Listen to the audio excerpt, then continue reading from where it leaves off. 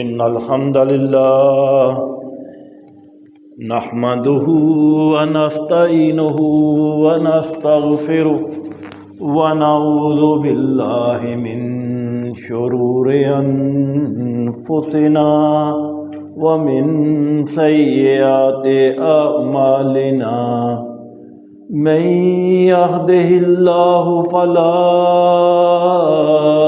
مضل له ومن يضلله فلا هادي له وأشهد أن لا إله إلا الله وحده لا شريك له وأشهد أن محمدا عبده ورسوله أما بعد فإن خير الحديث كتاب الله وخير الهدي هدي محمد صلى الله عليه وسلم وشر الأمور محدثاتها وكل محدثة بدعة وكل بدعة ضلالة وكل ضلالة في النار.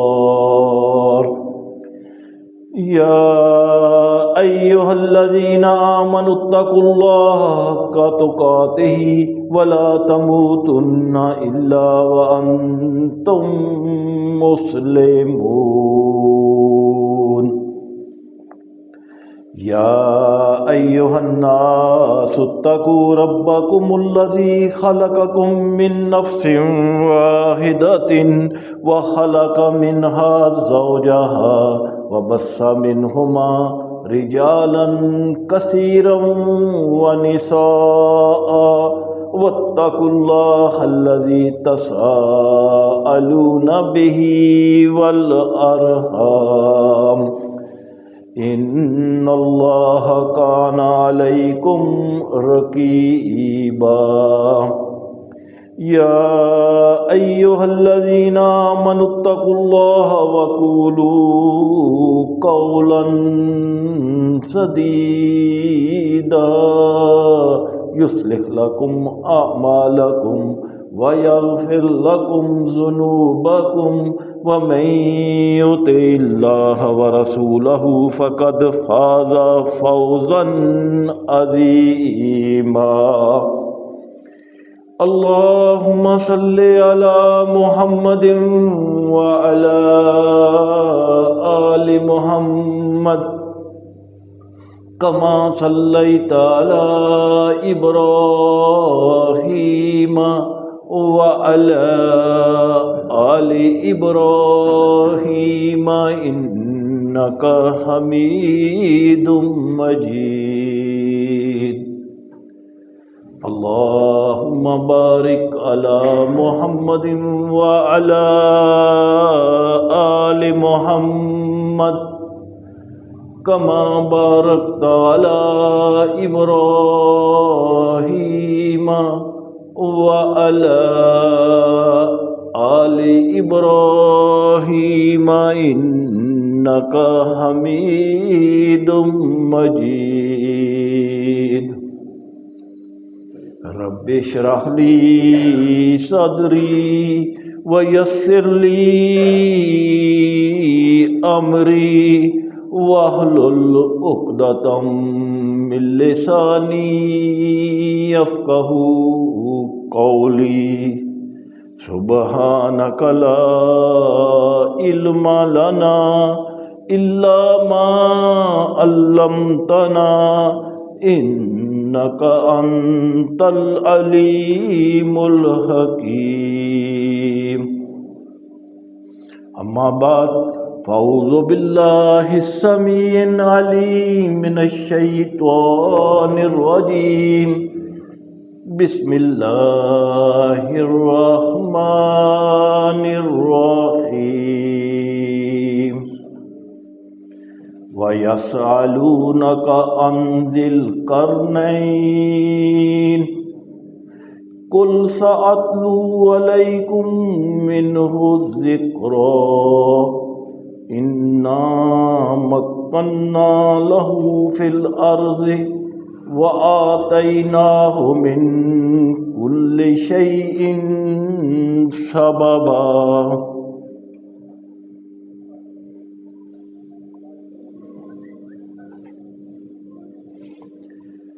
قریش مکہ نے یہودیوں کے کہنے پر اللہ کے رسول صلی اللہ علیہ وسلم سے 3 سوال پوچھے تھے، اور وہ 3 سوال کیا تھے؟ نمبر 1 ذوالقرنین کے بارے میں کہ ذوالقرنین کون تھا۔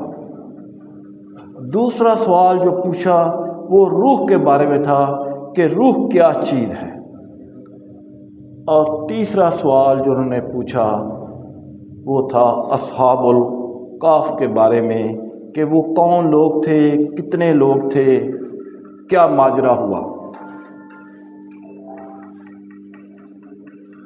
آج کا یہ خطبہ جمعہ ذوالقرنین کے کنٹیکسٹ میں ہوگا کہ ذوالقرنین کون تھے، کیا وہ نبی تھے یا فرشتہ تھے یا بادشاہ تھے۔ انشاءاللہ صحیح احادیث سے اس کو ایکسپلین کروں گا۔ اللہ تعالیٰ سے دعا ہے کہ مجھے حق بات ہی بیان کرنے اور پھر ہم سب کو اس حق بات پر ہی کما حقہ عمل کرنے کی توفیق عطا فرمائے، آمین یا رب العالمین۔ محترم سامعین و سامعات، یہودیوں نے نبی کریم محمد رسول اللہ صلی اللہ علیہ وسلم سے ذوالقرنین کے بارے میں خاص طور پر کیوں پوچھا، کیوں سوال کیا؟ اس لیے کہ ذوالقرنین کا ذکر توراۃ میں موجود ہے، اور یہ ذوالقرنین یہودیوں کے نزدیک ایک آنریبل پرسنالٹی تھی، اور یہودی ذوالقرنین کا اور اس کی ہسٹری سے واقف تھے۔ ذوالقرنین اور یاجوج ماجوج آپس میں لازم و ملزوم ہیں، اور اس کی کیفیت کا اندازہ ہمیں سورۃ کہف پڑھنے سے ہوتا ہے کہ یہ دونوں آپس میں کیوں لازم ملزوم ہیں۔ اگر آپ نے یاجوج ماجوج کو سمجھنا ہے کہ وہ کون لوگ ہیں تو پہلے ذوالقرنین کو سمجھنا ہوگا، اور یاجوج ماجوج کا دیوار توڑ کر باہر نکلنا قیامت کی ان 10 بڑی نشانیوں میں سے ایک نشانی ہے جن کا ذکر اللہ کے رسول صلی اللہ علیہ وسلم کی احادیث مبارکہ سے ملتا ہے۔ صحیح مسلم کی حدیث ہے 7285 اور 7286، اوپر نیچے دونوں، اور راوی ہے سیدنا حذیفہ بن اسید غفاری رضی اللہ تعالی عنہ۔ روایت کرتے ہیں کہ اللہ کے رسول صلی اللہ علیہ وسلم نے فرمایا، قیامت اس وقت تک نہیں آئے گی جب تک کہ 10 بڑی نشانیاں ظاہر نہ ہو جائیں۔ پھر آپ صلی اللہ علیہ وسلم نے وہ 10 نشانیاں باری باری گن کر بتائیں۔ نمبر 1 کہ جزیرۃ العرب میں لوگوں کا زمین میں دنسنا، یعنی زمین پھٹے گی اور عرب کے لوگوں کی ایک بڑی تعداد اس زمین میں دنس جائے گی۔ نمبر 2 مشرق میں اسی طرح زمین پھٹے گی اور لوگوں کی بہت بڑی تعداد جو ہے وہ زمین میں دنس جائے گی۔ نمبر 3 مغرب میں بھی زمین اسی طرح پھٹے گی اور لوگ زمین میں دنس جائیں گے۔ نمبر 4 صحیح مسلم کے حدیث ہے 2937، دجال کا ظہور ہوگا، اور یہ دجال شام اور عراق کے درمیانی علاقے سے ظاہر ہوگا۔ نمبر 5، سیدنا عیسیٰ علیہ السلام کا دوبارہ نزول ہوگا۔ نمبر 6، یاجوج ماجوج کا خروج ہوگا۔ نمبر 7، سورج مغرب کی طرف سے طلوع ہوگا۔ اور نمبر 8، دابۃ الارض، ایک جانور زمین سے نکلے گا اور وہ چاش کے وقت، چاش کا وقت تقریباً 8 سوا 8 ہوتا ہے جب سورج روشن ہو جاتا ہے، چاش کے وقت اللہ کے رسول صلی اللہ علیہ وسلم نے، صحیح مسلم کی حدیث ہے 2941، کہ چاش کے وقت وہ جانور نکلے گا اور لوگوں کو ہانکتا ہوا ایک جگہ پر اکٹھا کر دے گا۔ نمبر 9، دھواں نکلے گا۔ اور نمبر 10، یمن کے شہر عدن سے ایک آگ نکلے گی جو لوگوں کو دھکیلنا شروع کر دے گی۔ آپ صلی اللہ علیہ وسلم نے فرمایا کہ یہ قیامت کی 10 بڑی نشانیاں ہیں۔ اب اس سیکوینس کو اگر آپ دیکھیں تو یاجوج ماجوج کا 6 نمبر پر ذکر ہے، اور ذوالقرنین ہی وہ شخصیت ہے جس نے یاجوج ماجوج کو 2 پہاڑوں کے درمیان سیسا پلائی تانبے کی دیوار بنا کر بند کر دیا۔ عربی ڈکشنری القاموس کے مطابق قرن کا معنی ہے سینگ، اور قرن زمانے کو بھی کہتے ہیں اور سینگ کو بھی کہتے ہیں، اور قرنین تثنیہ ہے 2 سینگ۔ ذوالقرنین کا معنی ہوا 2 سینگوں والا۔ ذوالقرنین کی سلطنت چونکہ دنیا کے 2 بڑے حصوں پر مشتمل تھی، یعنی ایک مشرقی سلطنت اور دوسری مغربی سلطنت، اور ذوالقرنین ایک ایسی ٹوپی پہنتا تھا جس کے اوپر 2 سینگ تھے، سینگ بنے ہوئے تھے یعنی ٹوپی کے اوپر، جو اس کی 2 بڑی کنگڈمز کو ریفر کرتے تھے، ان کا سمبل تھا، اور اسی بنا پر وہ 2 سینگوں والا مشہور ہو گیا۔ یونانی لینگویج میں اسے سائرس کنگ کہا جاتا ہے۔ اس ذوالقرنین کا ٹائم پیریڈ کہ کب یہ بادشاہ تھا، اس کا وقت کیا ہے، وہ 548 قبل از مسیح، یعنی سیدنا عیسیٰ علیہ السلام سے 540 سال پہلے یہ واقعہ رونما ہوا، اور ہمارے نبی کریم محمد رسول اللہ صلی اللہ علیہ وسلم سے یہ واقعہ 1119 سال پہلے وقوع پذیر ہوا، اور آج 2023 ہے، یعنی ذوالقرنین کا واقعہ جو قرآن مجید فرقان حمید کی سورۃ القاف میں بیان ہوا ہے، وہ آج سے تقریباً 2571 سال پہلے وقوع پذیر ہوا، جس کے نتیجے میں پوری مہذب دنیا ذوالقرنین کے تابع فرمان ہو گئی۔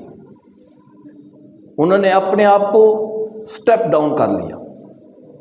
یہودی اس بادشاہ کے اس لیے بھی فین تھے کہ ذوالقرنین نے یہودیوں کو بخت نصر جیسے ظالم و جابر بادشاہ کی غلامی سے بھی نجات دلائی تھی، اور ان کے مقدس مقام یروشلم جو آج بیت المقدس ہے، اس کو دوبارہ آباد کیا۔ اسی وجہ سے یہودی اس بادشاہ ذوالقرنین کی بہت رسپیکٹ کرتے تھے، اور اسے وہ اپنا ہیرو سمجھتے تھے، اور اسی لیے انہوں نے اللہ کے رسول صلی اللہ علیہ وسلم سے ذوالقرنین کے بارے میں پوچھا کہ بتائیں کہ وہ کون تھا۔ ان کا خیال تھا کہ اگر یہ محمد صلی اللہ علیہ وسلم سچے ہوئے تو اللہ تعالیٰ وحی کے ذریعے ان کی نبوت کی سچائی بیان کر دے گا۔ اب آپ کو پتہ چلا کہ کیوں یہودیوں نے سوال کیا۔ بیسیکلی یہ جو پرشین امپائر تھی اس کا بانی ہی ذوالقرنین بادشاہ تھا۔ جب اللہ کے رسول صلی اللہ علیہ وسلم اس دنیا میں تشریف لائے تو اس وقت دو بڑی سلطنتیں، دو بڑی سپر پاور، روم اور فارس، Roman empire and Persian empire, یہ موجود تھی۔ اور پھر یہ دونوں بڑی سلطنتیں امیر المومنین سیدنا عمر بن خطاب رضی اللہ تعالیٰ عنہ کے دور خلافت میں گھٹنے ٹیک گئی، جو ایک بہت بڑا معجزہ تھا کہ اتنی بڑی دونوں سلطنتیں سٹیپ ڈاؤن ہو۔ یہ ذوالقرنین کوئی نبی یا پیغمبر نہیں تھا۔ مستدرک الحاکم کی حدیث ہے 2174 اور راوی ہیں سیدنا ابو ہریرہ رضی اللہ تعالی عنہ۔ روایت کرتے ہیں کہ اللہ کے رسول صلی اللہ علیہ وسلم سے جب ذوالقرنین کے بارے میں سوال کیا تو آپ صلی اللہ علیہ وسلم نے فرمایا کہ وہ کوئی نبی یا پیغمبر نہ تھا اور نہ ہی وہ کوئی فرشتہ تھا، بلکہ وہ ایک نیک بادشاہ تھا۔ بعض مفسرین نے اسکندر اعظم کو ذوالقرنین ڈکلیئر کیا ہے کہ اسکندر اعظم ہے جو ہے وہ ذوالقرنین ہے، لیکن یہ غلط ہے کیونکہ اسکندر اعظم جو ہے یہ کافر تھا اور ذوالقرنین مسلمان تھا، تو لہذا یہ اسکندر اعظم جو ہے یہ نہیں ہو سکتا۔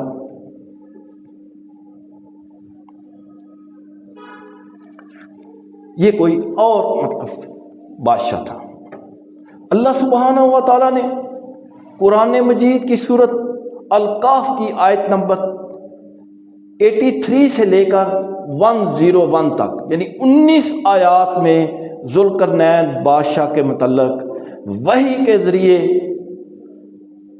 اپنے نبی محمد رسول اللہ صلی اللہ علیہ وسلم کو ایجوکیٹ کر دیا۔ کیوں؟ اس لیے کہ آپ صلی اللہ علیہ وسلم امی تھے، پڑھے لکھے نہیں تھے، لہذا اللہ سبحانہ و تعالیٰ نے ڈیوائن نالج کے ذریعے وحی کے ذریعے اس واقعہ کے متعلق آپ صلی اللہ علیہ وسلم کو پورا گائیڈ کر دیا، اور پھر آپ صلی اللہ علیہ وسلم نے یہودیوں کے سوال کا جواب دے دیا۔ سورۃ قاف کی آیت نمبر 83 میں اللہ فرماتے ہیں وَيَسْأَلُونَكَ عَنْ ذِي الْقَرْنَيْنِ، یہ آپ سے ذوالقرنین کے بارے میں سوال کرتے ہیں۔ کل آپ کہہ دیں کل سأتلو علیکم منہ ذکرا، میں تم کو اس کا حال بتاتا ہوں کہ ذوالقرنین کون تھا۔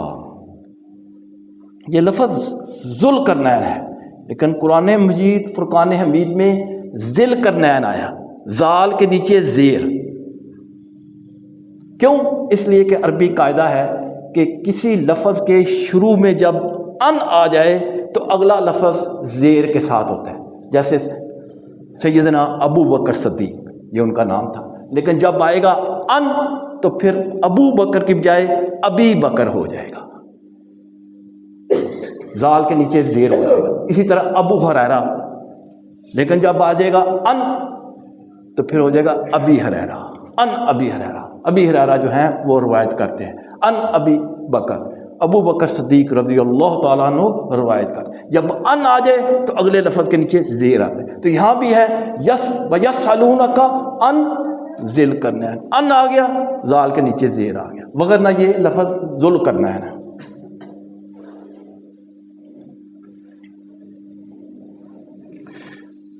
آگے اللہ فرماتے ہیں اِنَّا مَكَّنَّا لَهُ فِي الْأَرْضِ، بے شک ہم نے اقتدار دیا اس ذوالقرنین کو فی الارض زمین میں، وَآتَيْنَاهُ اور ہم نے اس کو عطا کیا، من کل شیء سببا ہر چیز کے اسباب، یعنی ذوالقرنین کو ہم نے ہر طرح کا ساز و سامان دیا، مثلا فوج، مین پاور، اسلحہ اور ہر قسم کے دیگر ریسورسز دیے، جسے کہ اللہ تعالیٰ نے سیدنا سلیمان علیہ السلام کو عطا فرمائے تھے کہ بہت بڑی بادشاہت، اور جنوں، جانوروں، ہواؤں سب کو سیدنا سلیمان علیہ السلام کے تابع کر دیا، انڈر کر دیا۔ اس طرح اللہ فرماتے ہیں کہ ہم نے اس ذوالقرنین بادشاہ کو بھی جو جو چیزیں چاہیے تھیں، جو جو ریسورسز چاہیے تھے، وہ ہم نے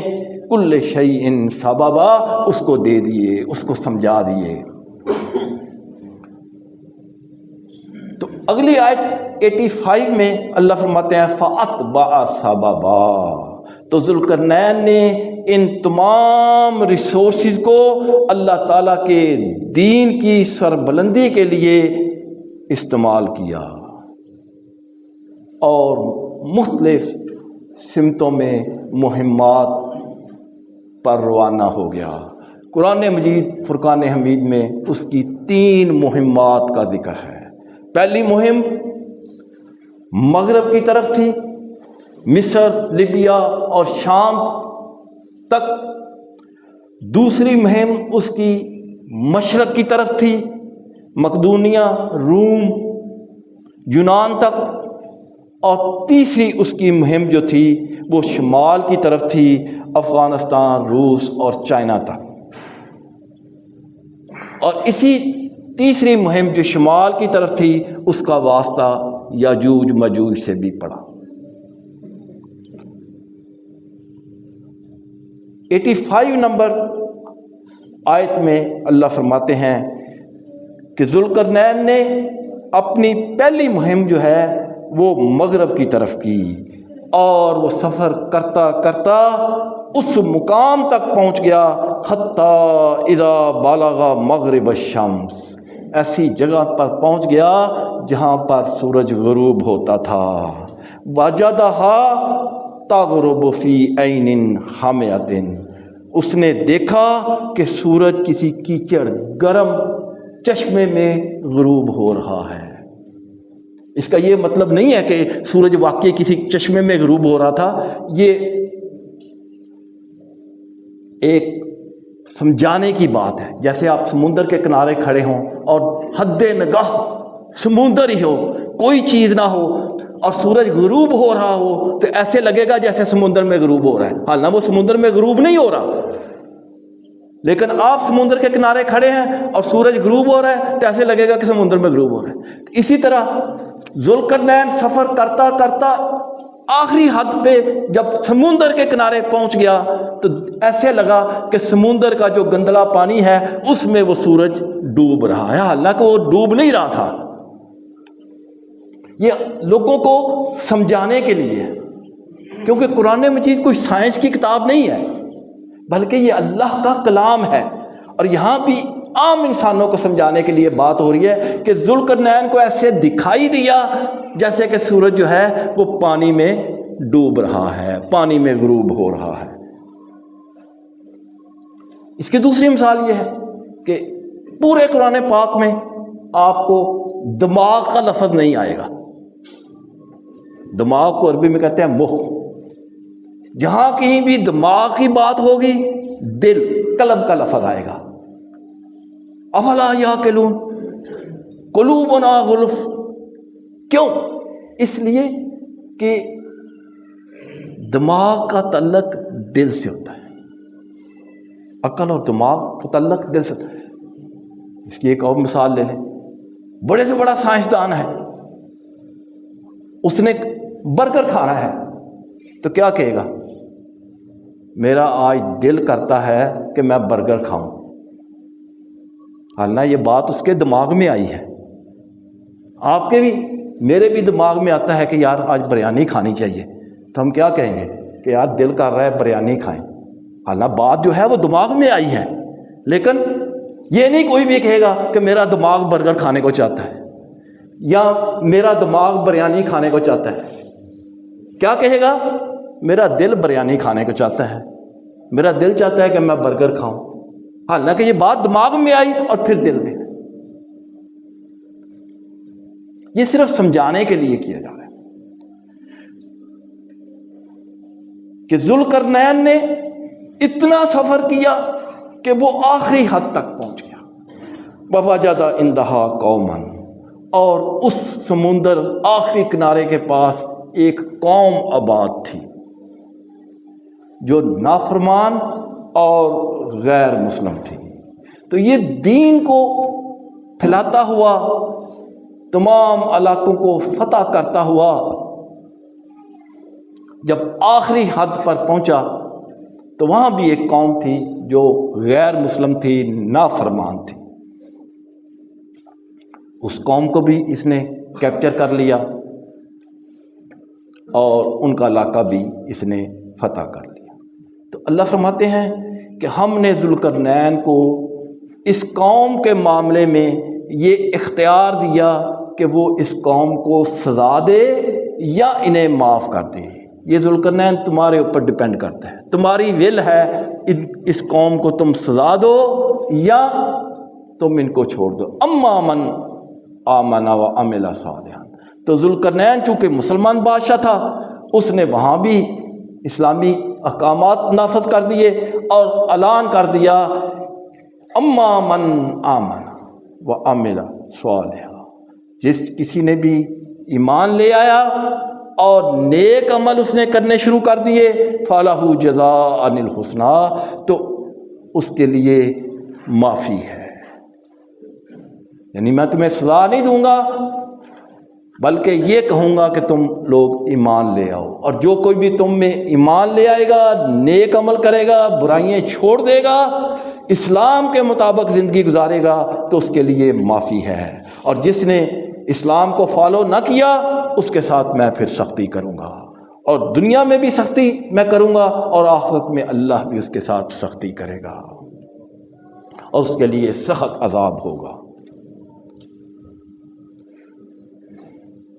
تو یہ آخری مہم کرنے کے بعد، آخری حد تک پہنچنے کے بعد اللہ فرماتے ہیں ثم اتبع سببا، کہ ذوالقرنین نے میرے ریسورسز کو استعمال کرتے ہوئے اب مشرق کی طرف اپنی مہم کا آغاز کیا. وہ سفر کرتا گیا، علاقوں کو فتح کرتا گیا، یہاں تک کہ وہ مشرق کی حد آخری تک پہنچ گیا، ادھر مغرب تک آخری حد پہ پہنچ گیا. اب وہ دوسری جو مہم تھی اس میں مشرق کی طرف آخری حد تک پہنچ گیا. وہاں بھی ایک قوم اس کو ملی جو نافرمان تھی، غیر مسلم تھی، تو یہاں بھی اس کو ایک قوم ملی، اور یہ قوم ایسی تھی کہ اس کے پاس کوئی چھت نہیں تھی، گھروں میں نہیں رہتے تھے، اوپن ٹو سکائی رہتے تھے، اور ایسے لگتا تھا تطلع علی قوم، کہ یہ جو سورج ہے یہ ان کے سروں سے نکل رہا ہے. ادھر کیا ہے؟ ایسے لگ رہا تھا کہ سورج جو ہے وہ سمندر میں غروب ہو رہا ہے، کیونکہ پانی سمندر کا تھا اور حد نظر پانی پانی تھا، تو ایسے لگ رہا تھا سمندر میں وہ سورج غروب ہو رہا ہے. اب ادھر کوئی گھر نہیں تھا، کوئی درخت نہیں تھا، کوئی پہاڑ نہیں تھا، چٹیل میدان تھا، اور وہ قوم وہاں رہتی تھی بغیر چھت کے، بغیر کسی سائے کے. تو جب سورج صبح نکلا تو ایسے لگ رہا تھا کہ ان کے سروں سے نکل رہا ہے. جیسے پہاڑ کے پیچھے سامنے آپ کھڑے ہوں تو سورج نکل رہا ہو تو ایسے لگتا ہے جیسے پہاڑ کے پیچھے سے نکل رہا ہے، تو ایسے لگ رہا تھا کہ سورج ان کے سروں سے نکل رہا ہے.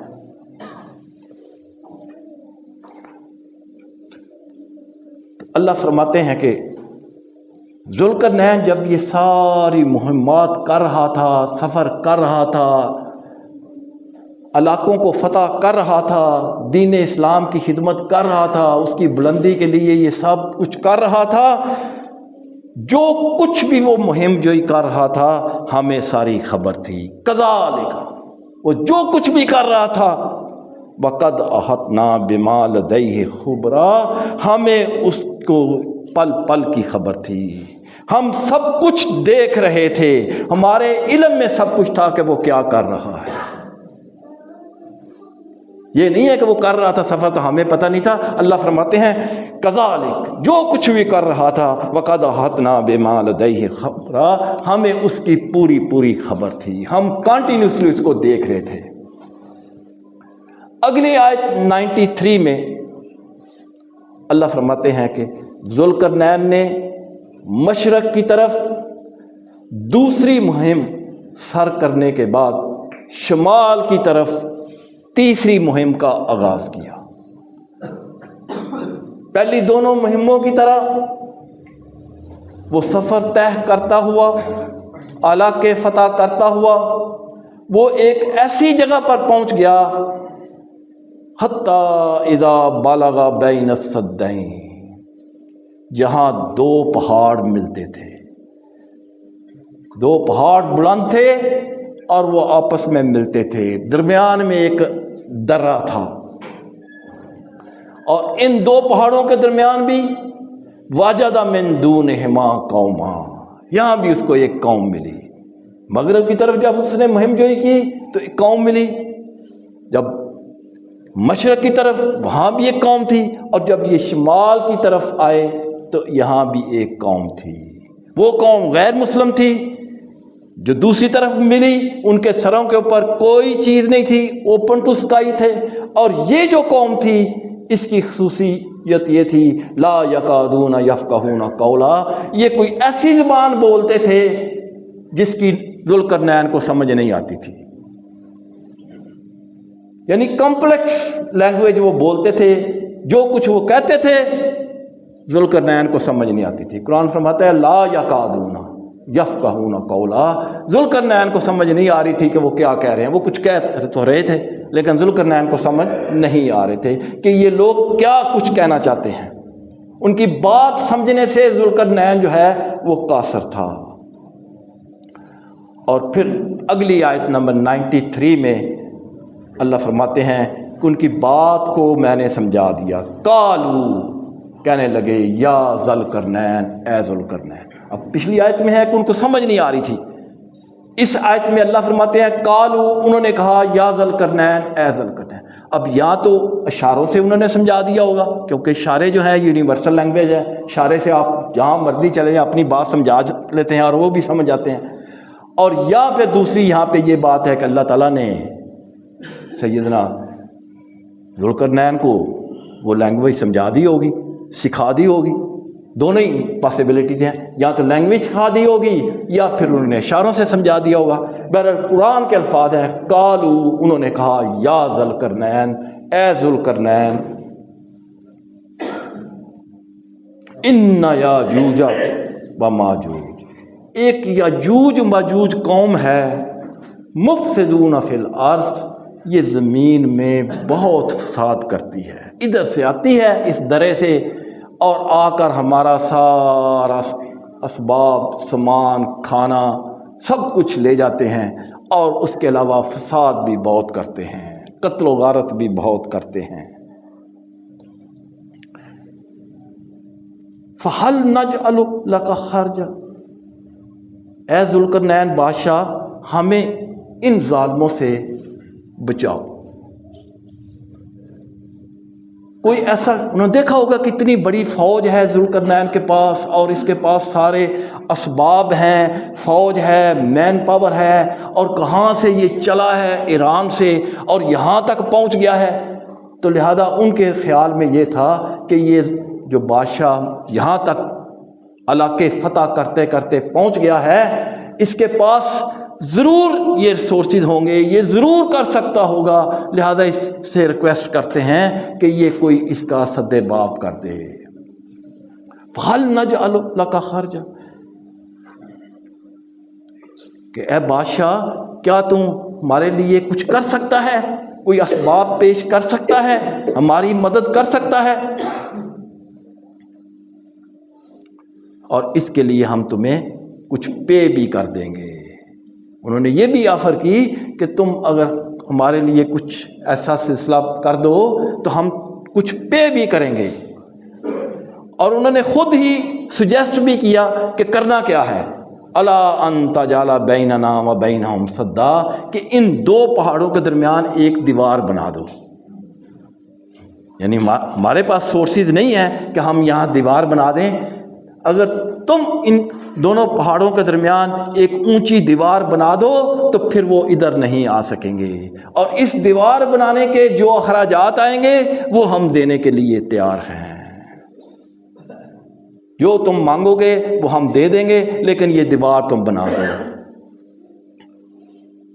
تو ذوالقرنین نے کہا ما مکنی فیہ ربی خیرا، جو کچھ تم مجھے پے کرنا چاہتے ہو اس سے بہتر اللہ تعالیٰ نے مجھے دیا ہوا ہے. مجھے تم سے کچھ چارجز لینے کی، کوئی پیمنٹ لینے کی ضرورت نہیں ہے. جو اللہ تعالیٰ نے مجھے عطا کیا ہے وہ اس سے بہتر ہے جو تم مجھے دینا چاہتے ہو. لہذا میں تمہاری مدد ضرور کروں گا. جیسا کہ تم کہتے ہو کہ یہاں دیوار بنا دو، میں دیوار بنا دیتا ہوں، لیکن تم میرے ساتھ مدد کرو. ایز اے لیبر میرے ساتھ مل جاؤ اور ہم مل کر یہ دیوار بنا دیتے ہیں. تم لوہے کی چادریں لے آؤ، تانبا لے آؤ، اور پھر آگ جلاؤ، اس تانبے کو پگھلاؤ، اور پھر ہم ایک دیوار بنا دیں گے.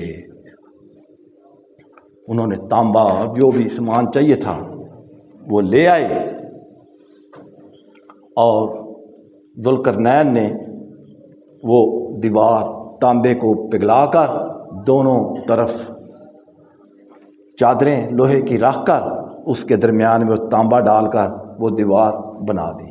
اور دیوار بنانے کے بعد ذوالقرنین نے کہا ھذا رحمۃ من ربی، یہ میرے رب کی رحمت سے ہوا ہے. یہ کوئی میرا کمال نہیں ہے کہ میں نے یہ دیوار اتنی اونچی، اتنی چوڑی، اتنی لمبی بنا دی. یہ میرا کوئی کمال نہیں، بلکہ یہ میرے رب کی رحمت کا نتیجہ ہے.